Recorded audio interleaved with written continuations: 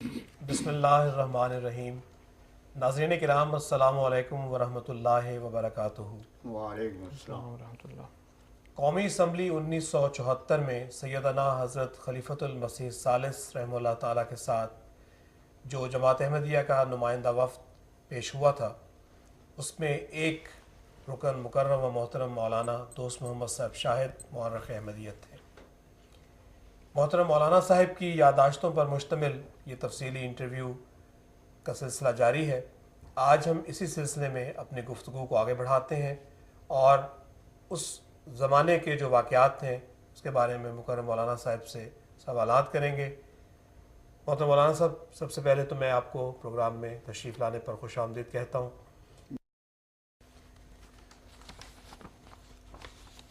Attorney general صاحب کے خیالات بھی کچھ پہنچے ہیں، اس حوالے سے اگر آپ بھی کچھ ناظرین کو مزید کچھ بتانا چاہیں۔ میں یہ یہاں ضرور اعتراف کروں گا کہ جناب یحییٰ بختیار صاحب کو بہرحال اپنے سرکاری فرائض تھے، انہیں ادا کرنا چاہیے تھا اس پالیسی کے مطابق جو اس وقت کی گورنمنٹ نے ان کے سامنے رکھی تھی، لیکن جہاں تک ان کے لب و لہجہ، ان کے انداز، ان کی محبت کا تعلق ہے، ہم سب ان سے بہت متاثر تھے۔ ایک دفعہ مجھے یاد ہے کہ حضور ان کے کیبن سے گزر رہے تھے واپسی پر، اور ہم لوگ پیچھے تھے، تو یہ پہلے سے موجود تھے وہاں پر۔ انہیں اندازہ ہوا کہ حضور تشریف لا رہے ہیں، تو وہ باہر آ گئے، اور جب تک کہ ہم لوگ وہ جو اسٹیج تھیں الیکٹرک وہاں تک نہیں گئے، وہ کھڑے رہے حضور کے احترام۔ تو باقی میں نے کہا مجبوری کی بات الگ ہے، وہ ایسے ہی ہے۔ مجھے بات آپ کی اس توجہ دلانے سے یاد آ گئی، شاہ جی کی بات، یعنی امیر شریعت آرار صاحب کی۔ یہ واقعہ الفضل میں شائع شدہ موجود ہے کہ منصوری پہاڑ پر ایک جلسہ تھا، اس جلسے سے پہلے ایک شب جماعت احمدیہ منصوری کے بعض غالباً حافظ عبد الحمید تھے، اور یہ انہیں کا ہی بیان تھا جو میں نے جہاں تک مجھے یاد ہے الفضل میں شائع ہوا۔ وہ ان سے ملاقات کے لیے پہنچے جہاں ان کے قیامگاہ تھے، بہت ادب کے ساتھ انہوں نے شاہ جی کو سلام کہا، کہ رسول پاک صلی اللہ علیہ وسلم کا یہی ارشاد ہے، اذا جاء کریم قوم واقعی میں۔ باقی معاملے تو یہ قیامت کا دن حساب کتاب ہوگا۔ یہ تو ہلاکو خاں تھا جس نے کہا کہ یوم الحساب میں لے کر آیا ہوں، اور یہ ہلاکو خاں کے ایجنٹ ہیں جو کہ یہ حساب کتاب اپنی تلواروں اور تفنگوں اور بموں کے ذریعے سے یہاں ختم کرنا چاہتے ہیں۔ وہ دہری ہیں پکے، کیونکہ قرآن نے کہہ دیا کہ یوم الدین کا مالک اللہ تعالیٰ ہے۔ باہر کیف بات جو شروع ہوئی تو شاہ جی نے بہت ہی عمدہ انداز میں، اور یہ حقیقت یہ بھی، اور مجھے جہاں تک روایت پہنچی ہے، میں نے ذکر کیا تھا حضرت چودھری عبد الرحمن صاحب امیر جماعت احمدیہ ملتان کا، میاں عبد الرفیع صاحب ایڈوکیٹ کے والد، اس کا نام نہیں یاد آ رہا تھا، تو ان کی دکان وہاں پر ایک فرم تھی ملتان کلاتھ ہاؤس، تو وہاں قاضی احسان شجابادی صاحب بھی آیا کرتے تھے۔ اسٹیج پر وہ گاڑیاں دیتے اور کپڑے لینے کے لیے وہ ان کی دکان پہ پہنچتے تھے۔ مولانا محمد شفیع صاحب اشرف مرحوم ان دنوں مربی ملتان تھے، انہوں نے حضور سے ذکر کیا، اور میں اس وقت حضرت خلیفۃ المسیح الثالث کی خدمت میں موجود تھا کہ حضور یہ قاضی شجابادی صاحب نے سلام بھیجا ہے اور کہا ہے کہ کوئی وقت مجھے ملاقات کے لیے عطا فرمائے۔ تو حضور بہت مسکرائے کہ ان کے لیے تو وقت ہے، جب چاہیں وہ تشریف لے آئیں۔ بہرحال تو یہ ان کا اندرونی معاملہ تھا۔ ایک شاہ صاحب تھے حضرت حافظ عبد الحمید صاحب منصوری والوں نے یہ عرض کی کہ آپ نے بڑے اچھے خیالات کا اظہار کیا ہے اور ویلکم کرتے ہوئے یہ کہا ہے کہ جماعت احمدیہ بہت اچھا کام کر رہی ہے، اور حقیقت میں اسلام جس قسم کی اسپرٹ دین اسلام کی تبلیغ کی پیدا کرنا چاہتا ہے اس کے پیکر جماعت احمدیہ کے نوجوان ہیں۔ تو اب صاحب نے کہا کہ حضرت یہ جو آپ کا ارشاد ہے بہت ہی پیارا ارشاد ہے اور حقیقت پر مبنی ہے، آپ کے تجربے کے مطابق ہے، تو آپ جلسے کے اسٹیج پر بھی اس کو بیان کر دیں تو بڑی ذرا نوازی ہوگی۔ تو شاہ جی کھلکھلا کے مسکرانے کے بہت ہی پرلطف انداز میں کہنے لگے حافظ صاحب بات یہ ہے کہ بخاری اسٹیج پر تو آن ڈیوٹی ہوتے ہیں اور وہاں کی بات بالکل اور ہے اور خلوت کی باتیں بالکل جدا رنگ رکھتی ہیں۔ تو یہی صورتحال تھی اس وقت۔ یحییٰ بختیار صاحب نے حضرت خلیفۃ المسیح الثالث رحمہ اللہ تعالیٰ کی شخصیت کے بارے میں قومی اسمبلی میں جو اپنا ایک بیان پڑھا تھا اس میں بھی ذکر کیا تھا۔ قطعی بات ہے، آپ نے خوب مطالعہ کیا، اس میں آخر میں انہوں نے اعتراف کیا تھا کہ بہت ہی، وہ اگر آپ ناظرین کے لیے بتا دیں۔ انہوں نے یہ بیان دیا اور یہ بیان ان کا 6 ستمبر کو خصوصی کمیٹی کے ممبران کے سامنے تقریر کے دوران تھا۔ جزاک اللہ، آپ نے یاد دہانی کرا دی۔ انہوں نے فرمایا کہ جب بشیر الدین محمود احمد کا انتقال ہوا تو اس کے بعد مرزا ناصر احمد نے بطور خلیفہ عہدہ سنبھال لیا۔ وہ کمیٹی کے روبرو پیش ہوئے۔ میں نے ان کی اپنی زندگی کے بارے میں ایک سوال کیا، جواب میں انہوں نے جو کچھ کہا وہ ریکارڈ پر موجود ہے۔ اس کے علاوہ مجھے جو کچھ قادیانی لٹریچر سے مل سکا ہے وہ بھی میں پورے احترام کے ساتھ بیان کرتا ہوں۔ مرزا ناصر احمد نے اپنے والد بشیر الدین محمود احمد کی جگہ بطور خلیفہ سوئم جماعت احمدیہ 1965 میں عہدہ سنبھالا اور وہ قادیانی گروہ کے سربراہ ہیں۔ وہ 1909 میں پیدا ہوئے۔ وہ ایک اعلیٰ تعلیم یافتہ اور سلجھے ہوئے انسان ہیں، مؤثر شخصیت کے مالک ہیں، ایم اے ایکسفورڈ، عربی، فارسی اور اردو کے بہت بڑے عالم ہیں، دینی معاملات پر گہری دسترس رکھتے ہیں۔ وہ احمدیوں کے نوجوانوں کی تنظیم خدام الاحمدیہ کے سربراہ رہے ہیں۔ وہ مسیح موعود کے موعود پوتا ہیں۔ ان کے خلیفہ سوم کے تقرر سے اس پیشگوئی کی تکمیل ہوئی جس میں کہا گیا ہے کہ مسیح موعود کے تخت کا وارث ان کا پوتا ہوگا۔ یہ تالمود کی پیشگوئی، تالمود بارکلے کا قدیم ایڈیشن جو لندن سے چھپا ہے اس میں۔ اور یہ یحییٰ بختیار صاحب نے وہاں پر یحییٰ بختیار صاحب نے رابر کمیٹی کے تمام ممبروں کے سامنے اس حقیقت کا اظہار کیا اور یہ ان کی اپنی بلند شخصیت کا بھی اس سے اعلان عام ہوتا ہے۔ اس قرارداد کے بارے میں جو بعد میں پیش بھی کی گئی، جی، غیر احمدی اکابر کی کیا رائے تھی؟ خاص طور پہ ہم اس میں مولانا مفتی محمود صاحب کا ذکر کرنا چاہیں گے کہ وہ تو وہاں موجود تھے جی، اور انہوں نے پھر اس ضمن میں کچھ بیان بھی دیے۔ پھر اس کے علاوہ مولانا مودودی صاحب وہ وہاں موجود تو نہیں تھے لیکن بہرحال ان کو اطلاع تو ساری تھی، یا حفیظ جلندری صاحب اور دوسرے جو مولانا غلام جیلانی صاحب وغیرہ تھے، ان کی اس بارے میں کیا رائے تھی؟ یہ نہایت دلچسپ اور بہت سی معلومات پر مبنی ایک نہایت ہی ناقابل فراموش سوال تھا جو کہ اللہ تعالیٰ کے فضل سے اس وقت آپ نے پیش فرمایا ہے۔ اس باب میں تفصیل میں تو نہیں جاتا کیونکہ یہ دلچسپ باب ہے اور بہت بڑی تفصیل چاہتا ہے، مگر میں آپ کو ایک جھلک دکھانا چاہتا ہوں، اور وہ بھی صرف غیر احمدی اکابر مولانا مودودی، جناب حفیظ جلندری، مولانا غلام جیلانی صاحب اور مفتی محمود کے تبصرہ جیسا کہ آپ نے ارشاد فرمایا، بلکہ اس میں یہ بھی میں ایک مختصر اسکیچ بیان کروں گا اس زمانے کے پریس کا اور چٹان کا اور شامی صاحب کی رپورٹ اور بنوری صاحب جو کہ ساری کمپین کے انچارج تھے، اسی طرح الحق میں جو علماء کے تاثرات شائع ہوئے، اور آخر میں غیر ملکی پریس جن میں برطانیہ اور ہندوستان کا پریس ہے، اس کا بھی اشارتاً میں ذکر کرنا چاہتا ہوں۔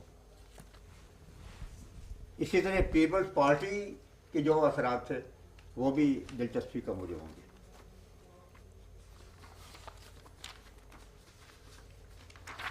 جو تاثرات اس موقع پر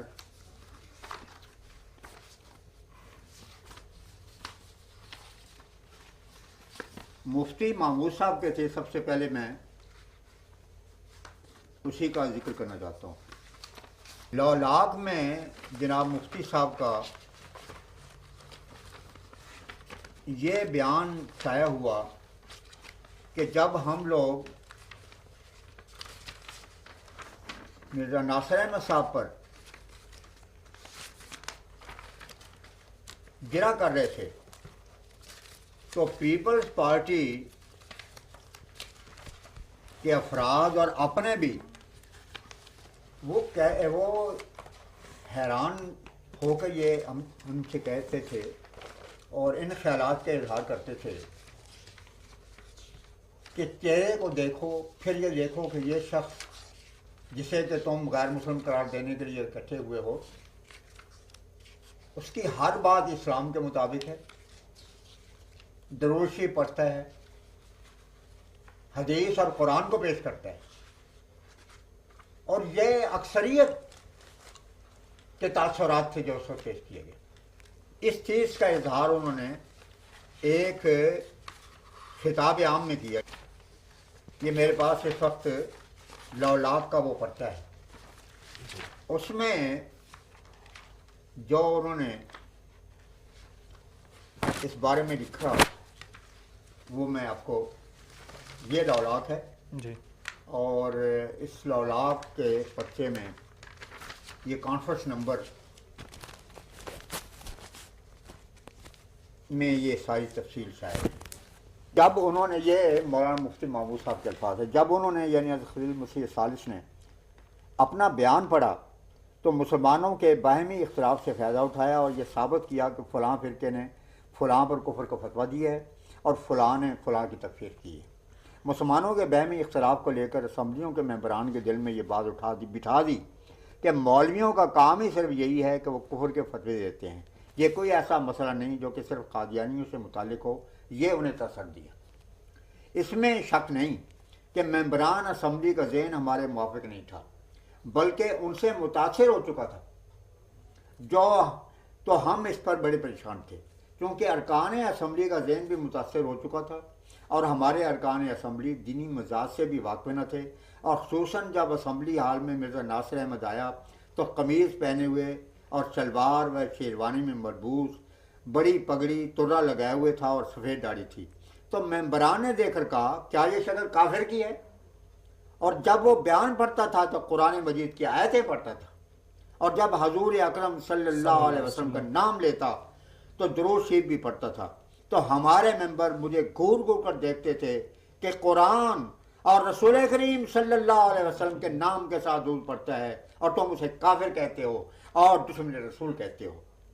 اور پراپیگنڈے کے لحاظ سے یہ بات مشہور ہے کہ جو شخص اپنے آپ کو مسلمان کہے تو وہ مسلمان ہے، جب وہ مسلمان ہونے کا دعویٰ کرتا ہے تو تمہیں کیا حق ہے کہ آپ ان کو کافر کہیں؟ تو ہم اللہ سے دست بدعا تھے کہ اے مقلب القلوب ان دلوں کو پھیر دے، اگر تو نے بھی ہماری امداد نہ فرمائی تو یہ مسئلہ قیامت تک اسی مرحلے میں رہ جائے گا اور حل نہیں ہوگا۔ حتیٰ کہ میں اتنا پریشان تھا کہ مجھے بعض اوقات رات کے 3-4 بجے تک نیند نہیں آتی تھی۔ یہ ہفتہ روزہ لولاک لاہل پور 28 دسمبر 1975 کی اشاعت ہے اور اس کا صفحہ 17 اور 18 ہے۔ اب میں آگے چلتا ہوں۔ مفتی صاحب کا تو میں عرض کر چکا ہوں، اور مفتی محمود صاحب شاید اس وقت قائد حزب اختلاف تھے۔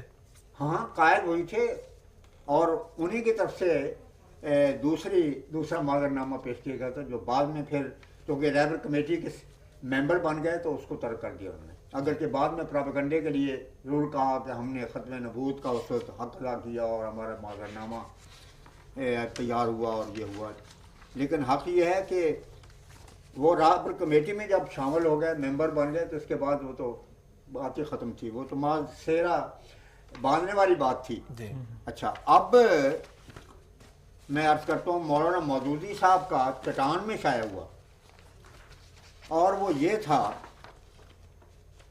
یہ خط تھا جو انہوں نے سمیع الحق صاحب مدیر الحق اکوڑا خط کے نام لکھا، اور اس کا خلاصہ یہ تھا، کیونکہ اسکرین پہ حاضرین اس کو دیکھ رہے ہوں گے تو میں اس کا خلاصہ ہی بیان کر سکتا ہوں. انہوں نے لکھا کہ بڑا شور ہے کہ ہر مسئلہ حل ہو گیا ہے. خواہ کا حل ہو گیا ہے.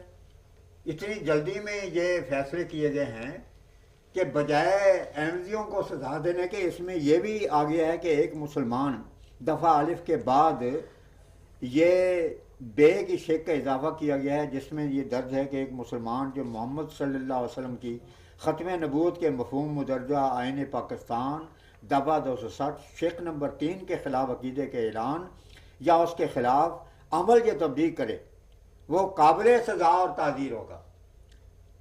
اس پر مفتی یہ مولانا مودودی صاحب نے مولانا سید ابوالعلا صاحب مودودی امیر جماعت اسلامی،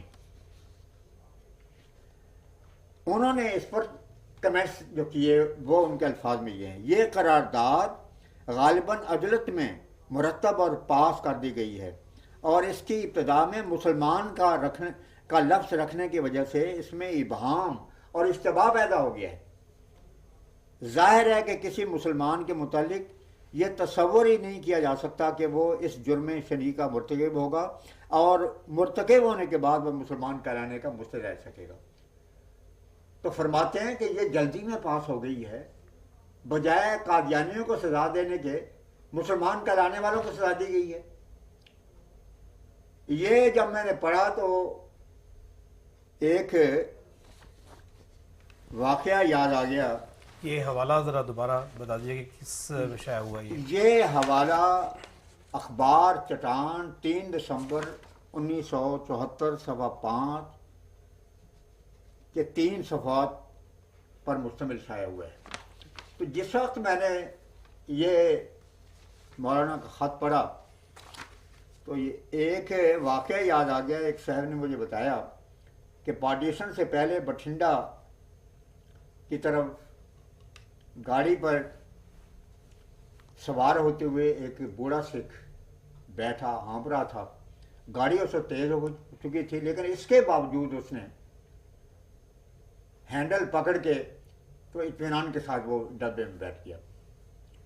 نوجوانوں نے کہا سردار جی کمال کر دیا ہے، بوڑھے ہونے کے باوجود ایکسپریس میں چلتی گاڑی پہ آپ اس طرح آرام کے ساتھ بیٹھ گئے ہیں،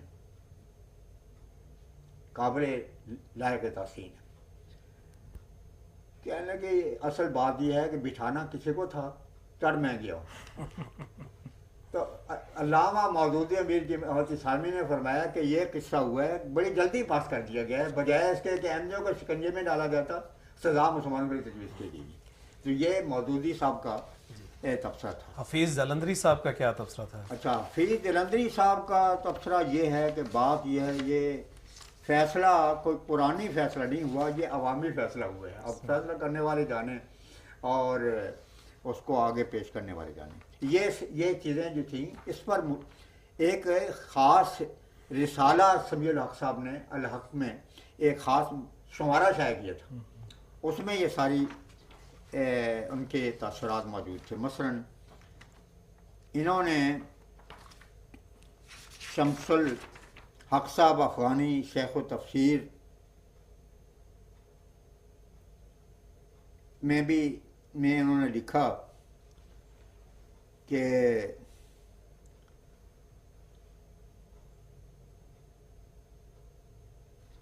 یہ بڑا جرأت مندانہ فیصلہ ہے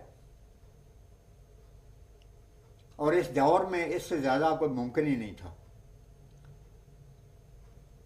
اور اس فیصلے میں لکھا کہ بس یہی اس کا مطلب ہے لا الہ الا اللہ محمد رسول اللہ ولا کے رسول اللہ و خاتم النبی.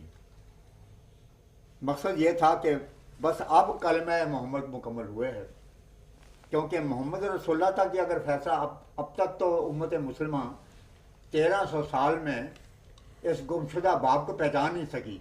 تو اب بٹو گورنمنٹ کے طفیل یہ ممکن ہوا کہ مکمل کلمہ جو ہے اس پر اجماع امت ہو جائے. تو اب کلمہ یہ ہے لا الہ الا اللہ نمبر 1، محمد الرسول اللہ. لیکن جب شائع کیا تو الرسول شائع کیا، حالانکہ یہ فاحش غلطی ہے. کسی عربی طالب علم سے بھی ممکن نہیں ہے کہ، کیونکہ جو مضاف جو ہے اس پر الف نہیں آ سکتا. الرسول اللہ نہیں کہہ سکتے، محمد الرسول اللہ، اس میں الف لام ہو نہیں سکتا. بہرحال یہ جو نیا کلمہ بنایا گیا اس میں ایک تو محمد الرسول اللہ اور آگے ولا کے رسول اللہ و خاتم النبی. اب یہ مکمل کلمہ ہوا ہے. یہ خراج تحسین بھٹو صاحب کے اس فیصلے کو انہوں نے کیا. اس کے علاوہ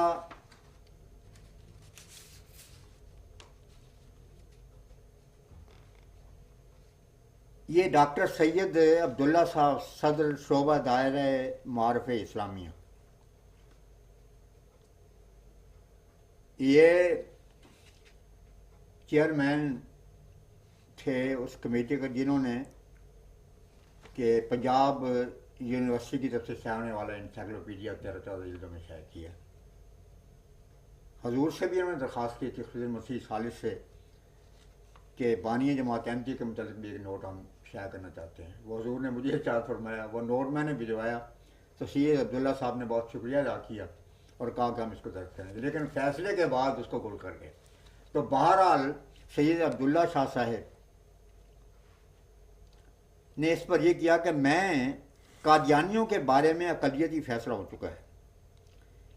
اس طرح علماء کی وہ جدوجہد کامیاب ہو گئی جس کے لیے وہ تقریباً 100 سال بھرپور لڑائی لڑتے رہے. اور مجھے یہ کہنے دیجیے کہ لڑتے رہے. میں جب یہ کہتا ہوں کہ یہ لڑائی تنہا علماء نے لڑی تو بالکل حقیقت بیان کر رہا ہوں. یعنی یہ سارا فتنہ تکفیر کا ملاؤں کا ہی تھا. علماء کے علاوہ جو طبقے یہاں موجود ہیں ان کی بہت سی تحریریں بطور ساتھ پیش کی جا سکتی ہیں کہ ان میں بالعموم علماء کے موقف کے خلاف اور قادیانیوں کے حق میں رہا ہے، اور اس میں بڑے بڑے کے نام لیے جا سکتے ہیں. یعنی دوسرے لوگ تو دراصل قادیانیوں کے حق میں رہے لیکن ملا ہمیشہ جماعت احمدیہ کے خلاف لڑتا رہا. یہ سید عبداللہ صاحب کا. ملک غلام جیلانی صاحب کا اس بارے میں کیا؟ اس میں میں بتاتا ہوں، اسی ترتیب سے میں آ رہا ہوں انشاءاللہ. اس میں یہ اگر آپ اجازت دیں، اس میں ظفر انصاری کا بھی آتا ہے. لکھا ہے کہ میں سمجھتا ہوں، بڑے دلچسپ الفاظ ہیں، میں سمجھتا ہوں کہ جن اکابر نے ارباب اقتدار سے گفتگو شنید اور مفاہمت کے نتیجے میں، یعنی فیصلے اسلامی معاملے میں قرآن و حدیث کو چھوڑ کے مفاہمت سے ہوئے ہیں کیونکہ پالیٹکس کی سطح پر ہوئے ہیں، اس کے نتیجے میں یہ فارمولہ تیار کیا. وہی اس بات کے زیادہ اہل ہیں کہ اس کے مال ہو اور وما علیہ پر روشنی ڈالیں، آئندہ کے لیے تدابیر اور اقدامات بھی سوچیں. فارمولے میں درج شدہ دفعات جس تک مؤثر ہیں وہ بھی رفتہ رفتہ واضح ہو جائے گا. یعنی اب تو بڑا جوش و خروش ہے لیکن آئندہ وقت بتائے گا کہ اس کے نتائج کیا برآمد ہوتے ہیں. میرا اس مرحلے پر کچھ عرض کرنا بے محل معلوم ہوتا ہے، سکوت ہی انسب نظر آتا ہے. حضرت مولانا کوڑا خٹک میں تشریف رکھتے ہوں تو میرا سلام عرض کر لیجیے. یعنی دور سے سلام کہے گا کہ بس مہربانی کریں. جنہوں نے یہ مفاہمت کی ہے بس وہی جانتے ہیں. اس حلق میں ابوالعلا صاحب موجودی بانی جماعت اسلامی کا وہی جو میں سنا چکا ہوں یہ بھی شائع ہو جائے.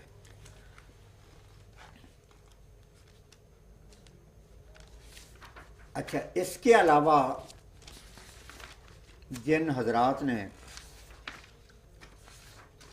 اس موقع پر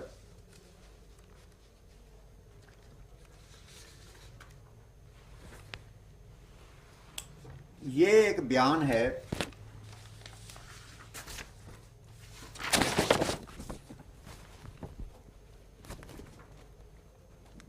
جو ایک عالم دین نے دیے ہے. میں دیکھ رہا ہوں کہ بیان کے دینے والے کون بزرگ ہیں. یہ حضرت مولانا محمد اشرف صاحب صدر शोबہ عربی اسلامیہ کالج پشاور. بہت لمبا ہے یہ بیان.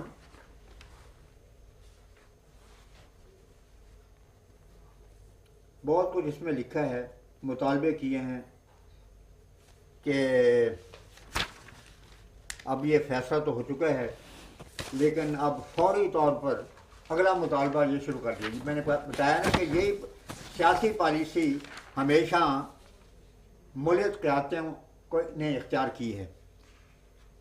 تو پہلے زور ڈالا بھٹو صاحب پر کہ یہ اتنا فیصلہ کر دیں بس اسلام زندہ ہو جائے گا اور اسلامی حکومت قائم ہو جائے گی. چنانچہ عجیب بات ہے, تہامی صاحب نے, وہ میں بھی یہاں جو حسن تہامی صاحب جو کہ شاہ فیصل صاحب کا پیغام لے کر آئے تھے, انہوں نے رات کو اس فیصلے کے بعد یہ اس پر تاثر بیان کیا کہ الحمدللہ فیصلہ ہو گیا ہے اور عوام کے امنگوں کے مطابق ہوا ہے. آن صلی اللہ علیہ وسلم نے یہی فرمایا تھا کہ آخری زمانے میں مسلمان حکومتیں عوام کے خیالات کے مطابق فیصلہ کریں گی. یہ کنز المال میں موجود ہے. تو تہامی صاحب نے کہا کہ الحمدللہ اس عوامی فیصلے کے بعد اب صحیح معنوں میں اسلامی حکومت قائم ہو گئی ہے.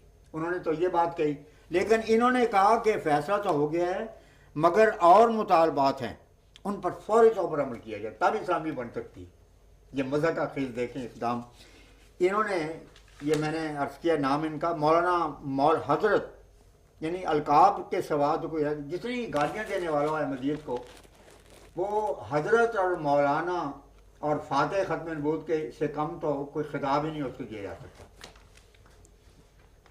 تو انہوں نے حضرت مولانا نے, بہت بڑے حضرت تھے, فرماتے ہیں کہ فوری عمل کیا جائے, قادیانیوں کو فوراً برطرف کیا جائے, سرکاری ملازمتوں میں ان کا کوٹا ان کی آبادی کے مطابق مقرر کیا جائے. حالانکہ آپ جانتے ہیں کہ اقلیت قرار دینے کے معنی یہ ہوتے ہیں کہ یہ بے بس ہو کے رہ گئے ہیں, اس واسطے ان کی تعداد سے بڑھ کر ان کو ان کا حصہ ملنا چاہیے تاکہ ان کی بھی آواز ہو اور اکثریت ان کے تمام حقوق کو دبا نہ دے اور غصب نہ کر لے.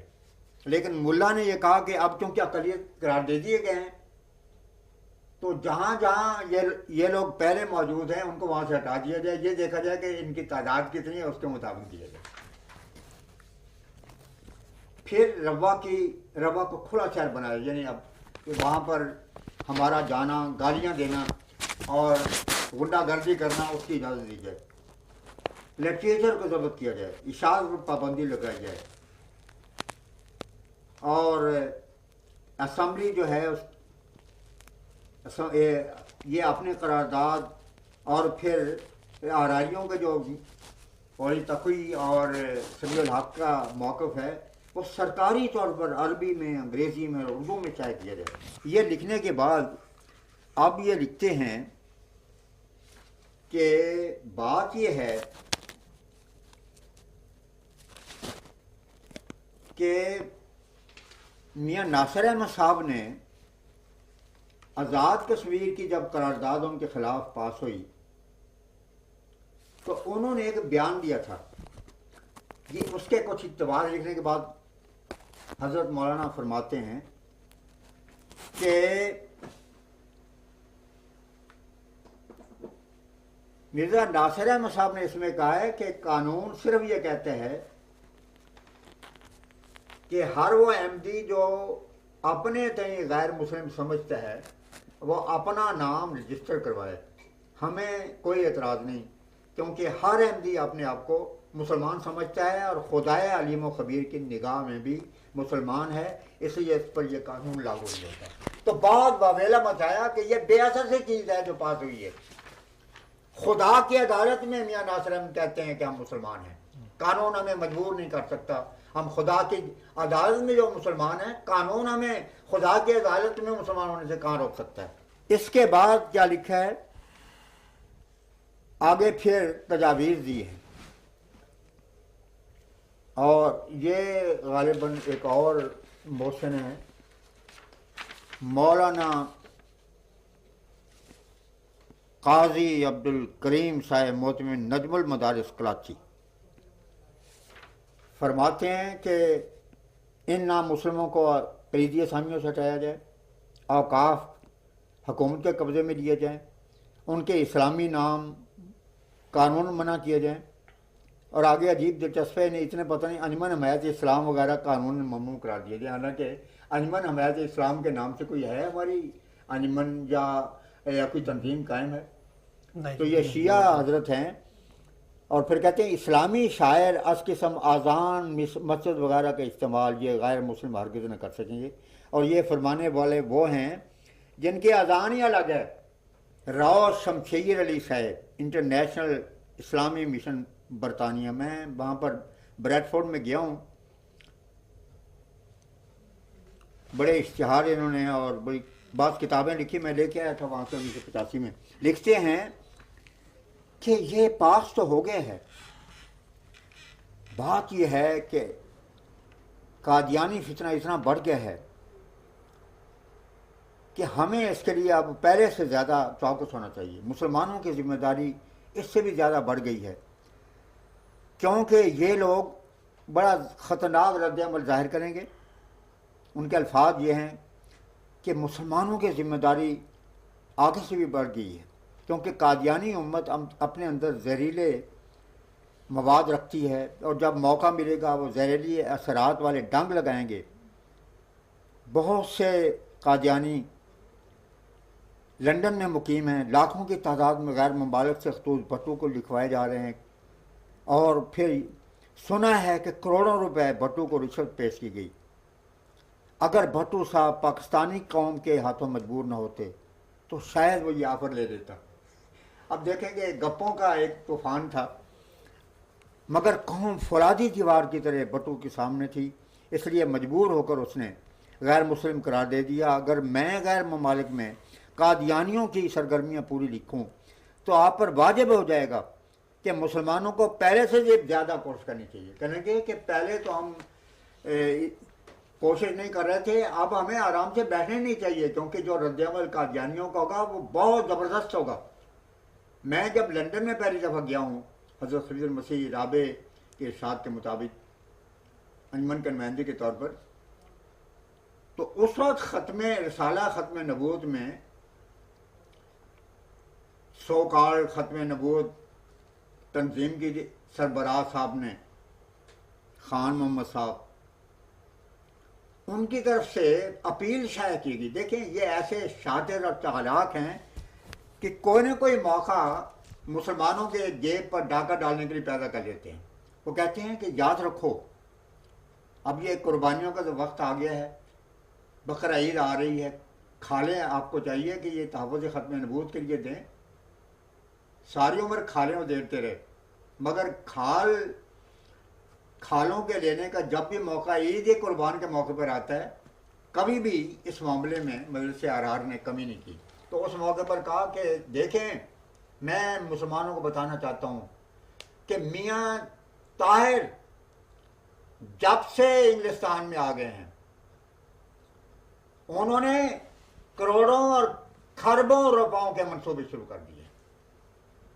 تو یہ حالت ہے، اس واسطے ختم نبوت کے پروانوں کو چاہیے کہ کم از کم عید کے موقع کی جو کھالیں ہیں وہ تحفظ ختم نبوت کی کو ضرور جمع کر کے دیں۔ یہ حضرت مولانا ابو الحسن علی صاحب ندوی سربراہ ندوۃ العلماء لکھنؤ، انہوں نے سمیع الحق صاحب کو لکھا، اس ایک فیصلے نے افہام و تفہیم اور اطمینان قلب کی وہ خدمت انجام دی جو علماء کا سینکڑوں تصنیفات اور ہزاروں تقریریں انجام دے سکے۔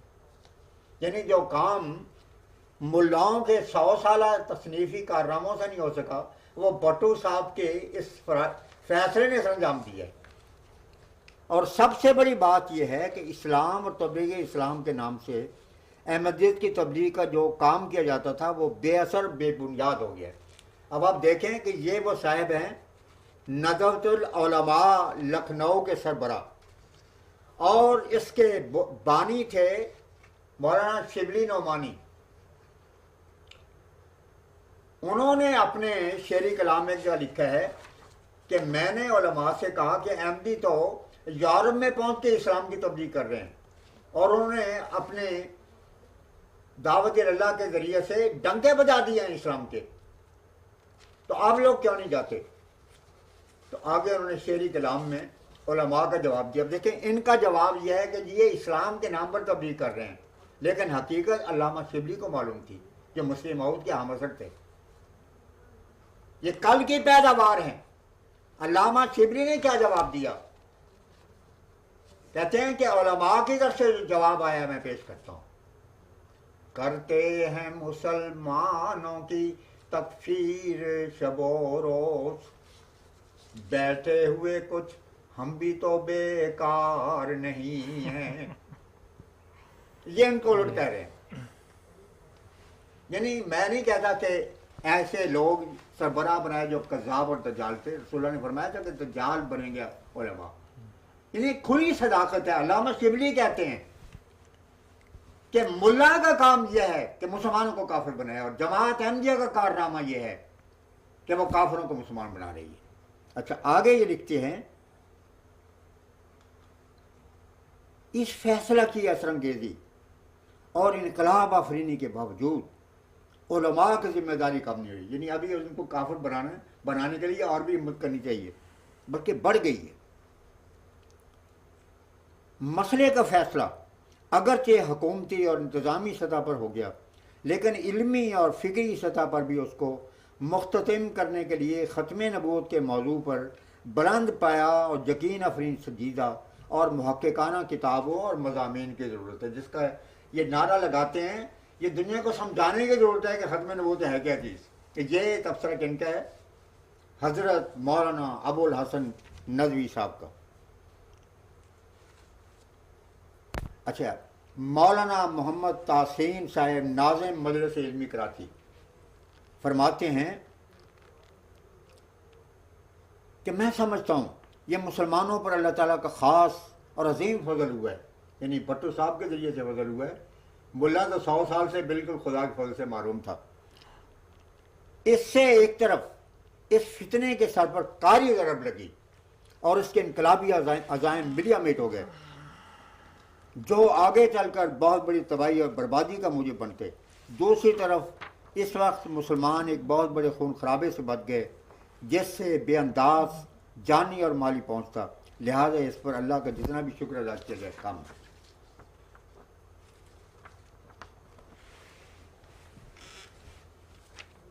مولانا منظور احمد صاحب تنیوٹی ناظم ادارہ دعوت و ارشاد تنیوٹ، بڑا لمبا چوڑا بیان ہے. لکھتے ہیں، راکم خوشی کے ان احساسات کو اپنے الفاظ کے کالم میں ڈال کر پیش کرنے سے قاصر ہے. معلوم ہوتا ہے مٹھائی جو تقسیم کی گئی تھی کو بہت زیادہ کھا گئے ہوں گے تفصیل کے عمل کی وجہ سے، تو اب وہ الفاظ ہی نہیں مل رہے حضرت کو کہ وہ اس خوشی کا اظہار کر سکے. قادیانیوں کا متعلق یہ تاریخی فیصلہ اس صدی کا اہم فیصلہ اور عظیم کارنامہ شامل ہوگا. یہ وہی ملا تھے جنہوں نے فوراً اگلے دن کلابازی اٹھائی. کلابازی اٹھانا تو میرے خیال نہیں کہتے ادبی عربی میں، کلابازی کھانا. جزاک اللہ. کلابازی کھانا ہے. کہیں ادب کی عدالت میں مقدمے میں دائر ہو جاتا ہے. یہ آپ نے بر وقت مداخلت فرمائی ہے. تو کہتے ہیں کہ یہ اس صدی کا اہم فیصلہ اور عظیم کارنامہ شمار ہوگا. بتا رہے ہیں کہ بھٹو صاحب کا یہ کارنامہ اس صدی کا سب سے بڑا کارنامہ ہے، کیونکہ فیصلہ کے تابع ہو سکتا تھا جب پیپلز پارٹی کی اکثریت اس کو تسلیم کرتی. ملا کے تو صرف چند ووٹ تھے. آگے لکھتے ہیں کہ اب آئین میں ترمیم ہو جانے کے بعد بنسبت عوام کی حکومت کی ذمہ داری بڑھ گئی ہے، اور مجلس عمل کی سرپرستی میں ان 2 کامیاب ہتھیاروں کا استعمال اس وقت تک جاری رہنا چاہیے جب تک کہ آئینی ترمیم کے تقاضے مکمل طور پر پورے نہیں ہو جاتے. کہیں گے ابھی کچھ بھی نہیں ہوا. وہ کہتے ہیں یہ جنگ ہی کے تھے صاحب.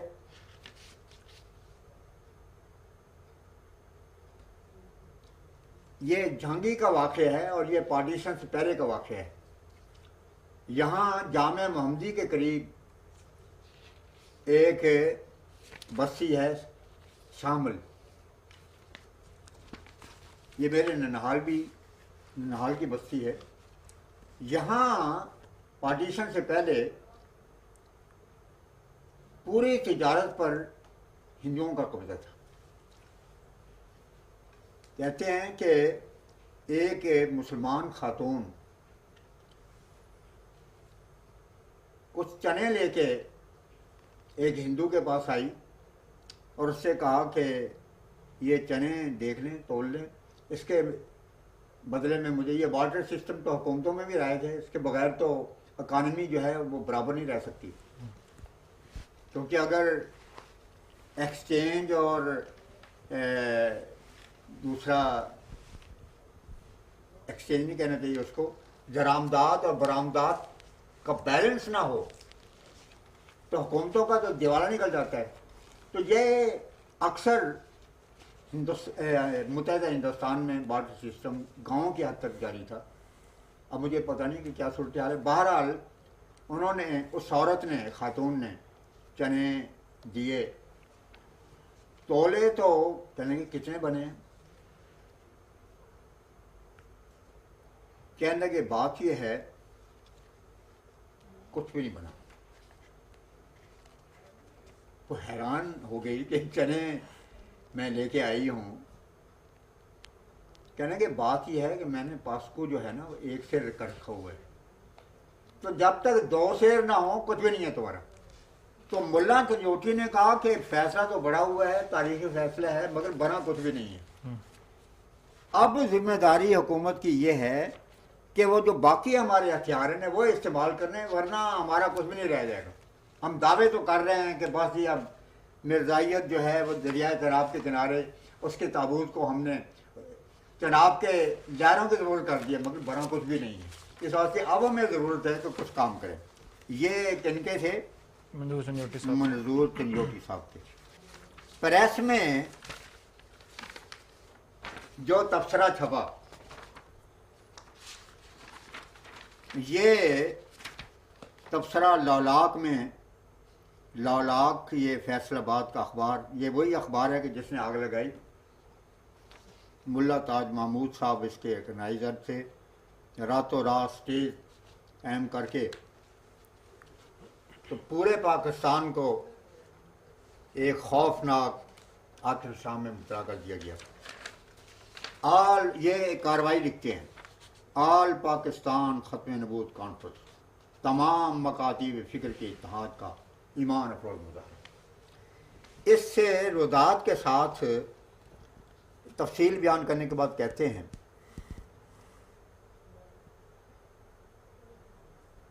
کہ آل پاکستان ختم نبوت کانفرنس دارالکفر اور دارالارتداد. حالانکہ یہ چنجوٹی صاحب اور یہ تھے، انہوں نے چناب نگر سے پہلے اس کا نام ہی صدیق آباد رکھا تھا، جس کے معنی ہیں کہ یہ صدیق اکبر کی یادگار ہے. کسی ایسے شخص نے اس کی بنیاد رکھی ہے جو کہ صدیق ہے اپنے زمانے کا. اور صدیق وہ ہوتا ہے جو خدا کے نبی کو اول نمبر پہ تسلیم کرتا ہے. تو یہ صدیق آباد کا نام اگر رکھتے، اس کو چھوڑ دیا حضرات نے، جلدی عقل آ گئی کہ یہ تو ہم نے خود تسلیم کر لیا کہ مسلم ماؤد جنہوں نے یہ بنیاد رکھی ہے وہ صدیق تھے اپنے زمانے کے، اور صدیق کے معنی ہیں جو خدا کے نبی کو اول نمبر پہ مانتا ہے. تو یہ تو ہم نے اپنا بیڑا غرق کر لیا. بہرحال اس کے بعد پھر چناب نگر صاحب پر آ گئے. یہ نام اس طرح ان کے عجیب و غریب ہوتے ہیں. سیالکوٹ کا نام مدینہ رکھا ہے، مدینہ آراد، یہ چناب نگر رکھا. اچھا جی، اب اس روداد میں کیا ہوا لکھا ہے کہ آج ہم فاتحانہ شان سے کہتے ہیں کہ 30 مئی سے لے کر 7 ستمبر تک ہم نے احتجاج کیا، جلوس نکالے، جلسے ہوئے، اور مرزائیوں کا حقہ پانی بند ہوا. مرزائیوں کا حقہ پانی بند ہوا. جانی صاحب ایک دفعہ ہمارے تھے، جانی واحد حسین صاحب مرحوم. پنجابی زبان میں تو ان جیسا لیکچرر میں نے جماعت میں نہیں دیکھا. کہنے لگے کہ ایک گاؤں میں نمبردار نے کہا کہ بس احمدیوں کا حقہ پانی ہم بند کرتے ہیں. تو ایک احمدی تھے, انہوں نے حقہ ان کے سامنے رکھا, پی کر کہنے لگا کہ یہ حقہ بند تو نہیں ہوا, میں تو ویسے ہی پی رہا ہوں اسی طرح. بہرحال یہ ایک دلچسپ لطیفہ تھا جو اس وقت کے ساتھ تعلق ہے. جو الفاظ میں بتانا چاہتا ہوں وہ سننے کے لیے کہ میں دوبارہ پڑھتا ہوں کہ 30 مئی سے لے کر 7 ستمبر تک احتجاج ہم نے کیا, جلوس نکالے. یہ نہیں بتایا کہ اسلام کا جلوس نکال دیا, جس طرح حبیب جالب نے ایک شعر کہا تھا. ڈاکٹر صاحب کیا شعر ہے وہ؟ یوں نہ اسلام کا نکال جلوس. ہاں, تو اسلام کا جلوس نکالا انہوں نے. حالانکہ علماء نے, شریف علماء نے کہا کہ ایک طرف تم اقلیت قرار دینا چاہتے ہو, اور اقلیت کے معنی ہے کہ پہلے سے زیادہ ان کو حقوق دیا جائے, اور اس کے لیے تم کہہ رہے ہو کہ ان کا بائیکاٹ کیا جائے. تو جبر کے ساتھ جو فیصلہ کیا جائے وہ تو اسلامی عدالت میں منظور ہی نہیں ہوتا. یہ مشہور حدیث ہے, بالجبر اقرا یا بالجبر اور اقرا کے ساتھ جو کام کیا جاتا ہے اسلامی عدالت اس کو قبول نہیں کر سکتی. دیکھیں حضرت امام مالک رحمۃ اللہ علیہ, انہیں اس وجہ سے کوڑے لگائے گئے کہ انہوں نے اس بات کا اظہار کیا کہ جبر کا نکاح جو ہے وہ کوئی نکاح نہیں. انہوں نے ہر چیز گوارا کی, مگر یہ گوارا نہیں کیا کہ وہ تسلیم کریں کہ جبر کے ساتھ کوئی کام کیا جاتا ہے اس کو اسلامی عدالت قبول کرے. تو خود تسلیم کرتے ہیں کہ یزید کے طرح ہم نے کربلا بنایا. اس وقت تنیوٹ ہی کا ایک ایم پی اے تھا, اس نے کہا کہ ہم مرزائیوں کے لیے کربلا بنا رہے ہیں. اس وقت ان کی زبان کو تسلیم کرنا پڑا. تو کہتے ہیں ہم نے مرزائیوں کے لیے کربلا بنائی, مرزائیوں کا حقہ پانی بند ہوا. اب ان کے الفاظ ہیں رپورٹر کے, اور بالآخر 7 ستمبر کو اس وقت کی فاسق اور فاجر حکومت نے مرزائیوں کو غیر مسلم اقلیت قرار دینے کا تاریخی فیصلہ کیا. مبارک ہوں لوگوں کو جن کو کہ 7 ستمبر کو فاسق اور فاجر حکومت نے مسلمان قرار دیا ہے. اور اللہ کا ہزار فضل اور احسان ہے کہ فاسق اور فاجر حکومت ہمیں مسلمان نہیں سمجھتی تھی, اور اس کے مطابق ہمیں ہونا ہی نہیں چاہیے تھا. ہم نے کب کہا ہے کہ فاسق اور فاجر ہمیں مسلمان کہتے ہیں؟